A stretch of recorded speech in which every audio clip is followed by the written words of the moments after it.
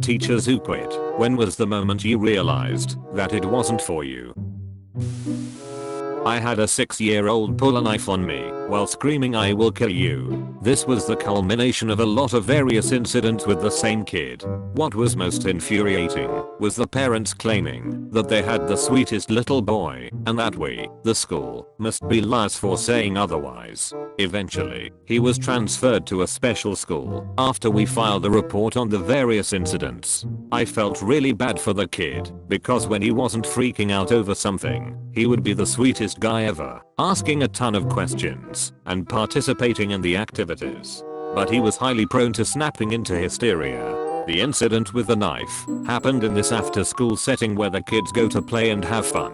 Apparently, another kid had done something he disliked, so he was kicking and spitting on him. When I pulled him away, he ran straight to the drawer and found a little kitchen knife. But due to his size, it was pretty easy to wrestle out of his hands, so no harm done. I guess dealing with bad parents was what made me change my career. Not a teacher, just a school bus driver. But I have one student like this on my bus. He's a great kid, well, teen, and loves talking to me about video games and our Dungeons and Dragons campaigns. And he's one of my favorites, but he's a ticking time bomb.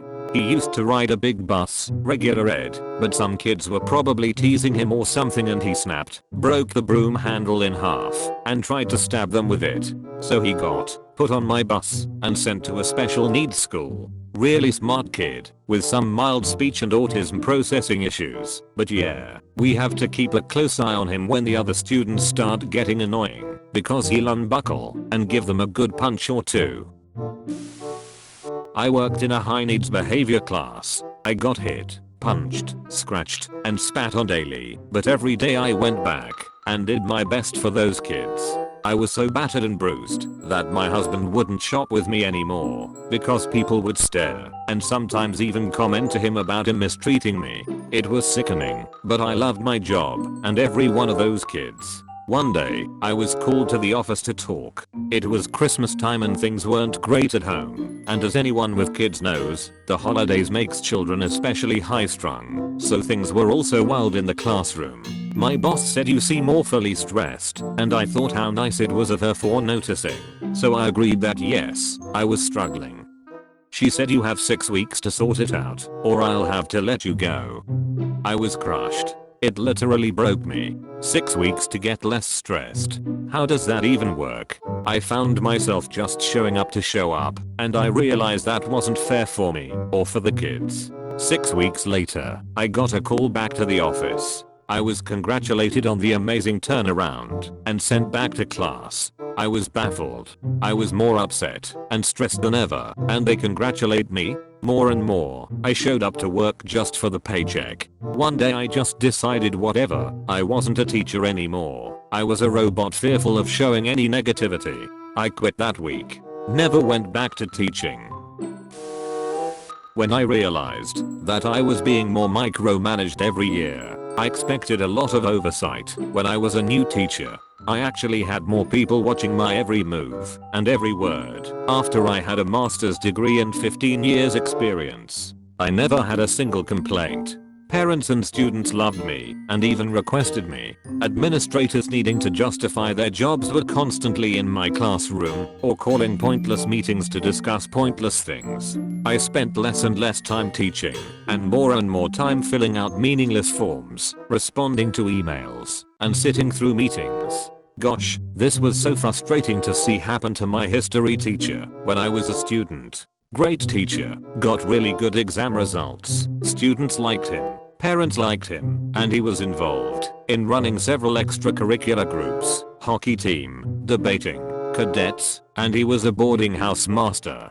He had been teaching for 35 years, and yet he was having more and more random inspections of lessons, as OFSTED didn't like him because he was unconventional, and his head of department didn't like him because he had worked there 33 years longer and got better results. The end result, after months of watching most of his lessons, they pointed out how laid back the lessons were, said that he had a critical lack of discipline, and asked him to leave.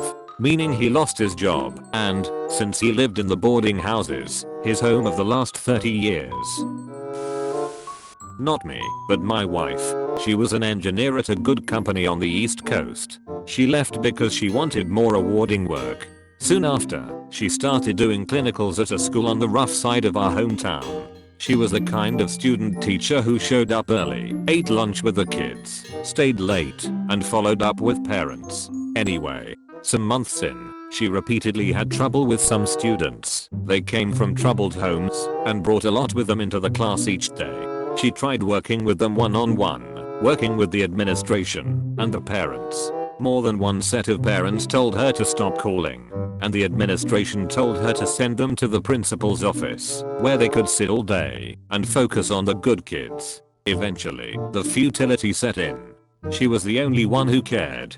Not the kids, administration, other teachers, or even their parents. She finally wore herself out after a couple years with no support at work and no one appreciating her efforts, except me of course. She's back in aerospace now.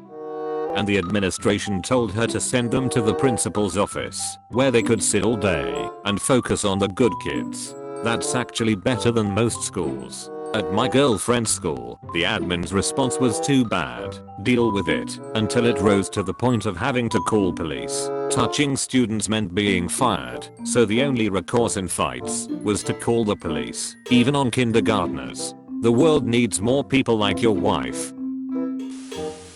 When I tested the reading level of a 19-year-old girl, she came up as reading at the first grade level. Since she was on free/reduced lunch and English language services, she would ding the school into at-risk categories for our graduation rate. I told the administration this girl is illiterate in English. We know this as a fact. She cannot graduate. No ifs, ands, or buts. Smash cut to 3 weeks later, as she's walking across the stage in a cap and gown to receive a diploma she can't read.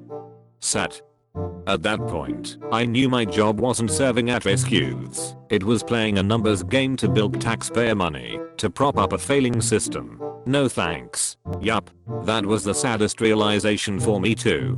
I was tutoring a boy in the 8th grade who was totally and completely illiterate. Like, not that he had a hard time reading. He didn't know what sounds were associated with the letters of the alphabet.